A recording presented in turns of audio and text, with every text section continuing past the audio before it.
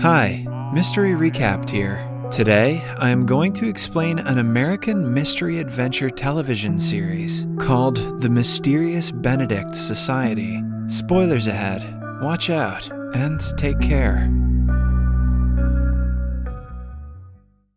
The premise of the movie is set far in the future. Our world is secretly being attacked by a mysterious force that is making people more anxious every day. Because of the anxiety, the illusion of international panic, known as the emergency, is created. It has induced citizens with a fear of something bad happening, which in turn messes with the economy and other factors plaguing the world. Rainey is an orphan who loves to read and enjoys his own company. He wants to make friends, but the children in the orphanage make fun of him for being intelligent. He often feels out of place, mostly because the others aren't half as smart as him. His only mentor is his Tamil language teacher, Miss Perumal. One day, she shows him an advertisement about a test, in which the winners are awarded a scholarship to attend a prestigious school called the Boatwright Academy. Rainey has always wanted to go to Boatwright, but he doubts his own abilities. Miss Perumal assures him that he will be the most deserving one out of all the attendees of the test. The next morning, she comes to pick him up. Then they drive to the examination hall and separate after a hug. Many children alongside him have come to take the test. Their examiner is number 2, a quirky but strict woman who briefs them on what they can and cannot do. Rainey looks at the first question, which asks him if he has a chance to save only one between an elephant and a llama falling from a height. Who would he save? Rainey answers that he would save the elephant in hopes that it could break the llama's fall, and both of them would survive. After answering several such questions with answers related to compassion, he reaches the last one that asks him if he is brave. Rainey takes time to think about it and answers that he would like to think so. Number 2 asks them to drop their pencils.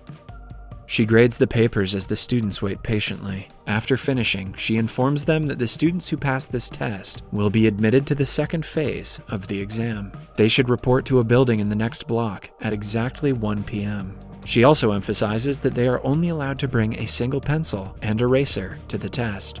When Rainey asks her if they will be provided with sharpeners in case the lead breaks, she answers that they will have everything necessary for the test.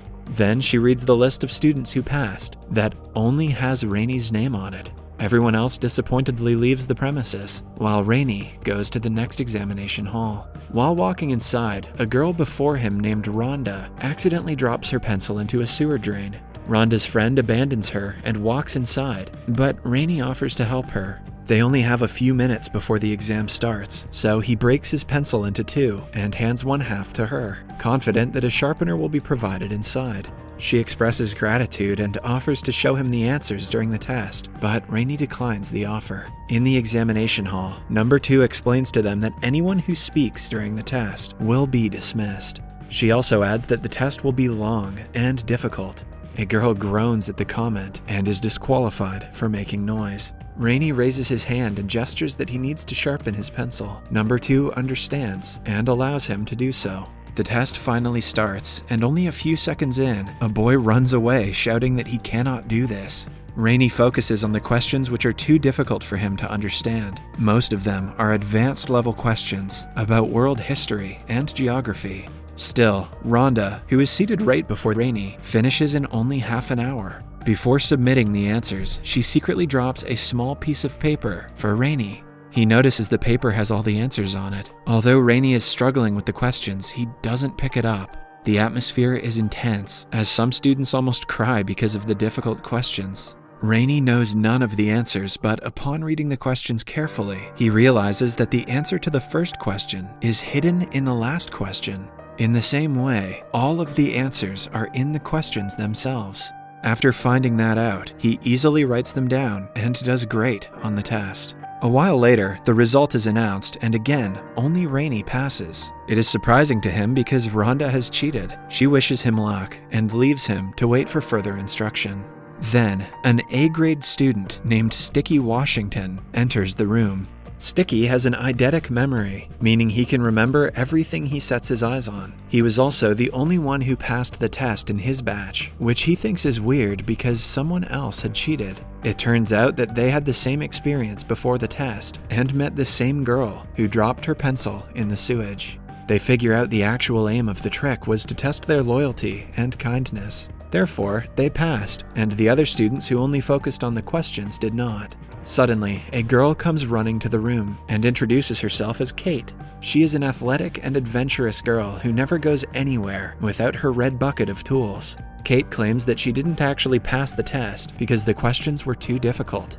In fact, she was selected because she helped number 2 chase away all the angry parents by creating a distraction. Then, Krista and Dewey join the group. They have also passed the exam and are pretty confident that they will make it to the Boatwright Academy. Krista is a know-it-all who thinks that everyone is inferior to her. After the team has assembled, they are introduced to Milligan, the overseer of the next test. He instructs them to enter a room one after another and asks Krista to go first. She walks into the room and notices the chessboard-patterned floor. A note on the floor asks her to cross the room without stepping on the black or white squares. She bluntly says no, refusing to do the task because she thinks it is a trick question. Milligan disqualifies her and asks her to go home.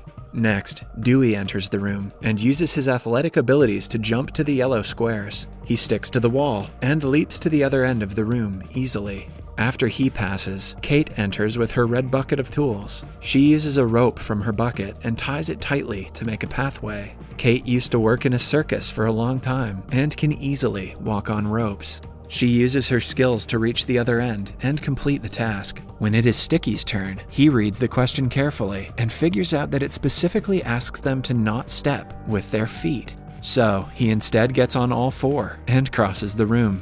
Lastly, Rainey thinks for a long time and simply walks to the other end of the room. When asked how he passed the test, he claims that the boxes had longer lengths, which means that they weren't squares. Since the question asked them to not step on the squares, he simply walked across and passed. After that, Milligan asks them to come with him to the place where their final test will be taken. He takes them to a sewer, claiming that it is the pathway to reach their destination. The kids find it odd that the entrance examination to such a prestigious school makes the finalists walk through sewage. Rainey also notes that none of the examiners have mentioned the Boatwright Academy yet. He still trusts Milligan and follows him to reach the front lawn of a mansion. Milligan leaves them alone for a few minutes to check if everything is prepared inside. When the kids are left to themselves, Dewey starts to exercise while the other 3 talk about their families. Kate reveals that her mother died when she was a little girl and her father abandoned her in an orphanage. She doesn't blame him because that is how she found her love for circuses. Rainey also reveals that he never knew his parents, but he still misses them generally. Dewey follows up with a comment saying that his parents love him and call him their miracle. Good for you, Dewey. Following that, they are called inside the mansion that looks like a maze. Rhonda appears in front of them and reveals that she was sent to test them. For the next task, they are kept in 4 different parts of the maze and are asked to find a way to reach the 2nd floor. Once they have climbed to the 2nd floor, the first 3 to ring the bell will pass. As a hint, Rhonda mentions that they should be able to do this with their eyes closed. The task finally starts, and Rainey immediately begins looking for clues. He sees that each doorway has 4 signs that point in different directions. Meanwhile, Sticky takes the clue seriously and tries to solve the maze with his eyes closed. Because of his photographic memory, he navigates the way pretty quickly. Kate, on the other hand, thinks out of the box. She opens a vent on the wall and uses it to climb up. At last, there is Dewey, who follows Sticky around. When he reaches the stairs, Dewey pushes him to the wall and rings the bell before everyone. Rainey soon finds out that the signs are in Braille, which tell him the direction. He also reaches the stairs and helps Sticky up. Kate is already there and is waiting for them, so they can all ring the bell together. As they do, the 3 win, and Dewey is disqualified. In the instructions, it was said that the first 3 to ring the bell will win, and because Sticky, Kate, and Rainey were the 3 who rang it together, they won. Following that, they are introduced to the mastermind of the test, Mr. Nicholas Benedict. As they talk about further orientation, the 4th and youngest member, named Constance, joins their team. She is a small, intelligent, and witty girl who doesn't care about what anyone thinks. It turns out that she passed the test a bit differently than the others. First, she crossed all the questions, claiming that they were wrong. Then, she disobeyed the instructions and brought as many pencils as she wanted. And in the last test, she enjoyed a sandwich instead of solving the maze. Her unique personality still got her selected. Then, for the moment of truth, Mr. Benedict tells them that they haven't been recruited for Boatwright Academy's scholarship. Instead, they have been selected for an undercover mission to save the world. The children can hardly comprehend what is going on. Mr. Cumberbatch explains that they are the only ones who can end the emergency and save the world from chaos. It turns out that a mysterious subliminal message is being broadcast all around the globe through radios and televisions. When people listen to such TV and radio shows, they only hear the sound that has the highest frequency. But behind that sound, someone has added violent messages in a low frequency that the human ear cannot catch. Although people cannot hear the message, their brain reacts to the frequency. Hence, they subconsciously start to believe the message, which makes them anxious. These messages have created the illusion of international panic that we call the emergency. After a year of research, Mr. Benedict has found out that the signals of the messages are coming from an island that is the home to a children's school. Hence, only kids are allowed to go there. Therefore, their group has been selected for the task. He gives them the option to say no, and is happy that he got to meet such intelligent kids. After much thinking, all of them agree to join the mission and start their training. Subscribe for more videos like this, turn on notifications, and leave a like to help the channel out. Thank you for watching.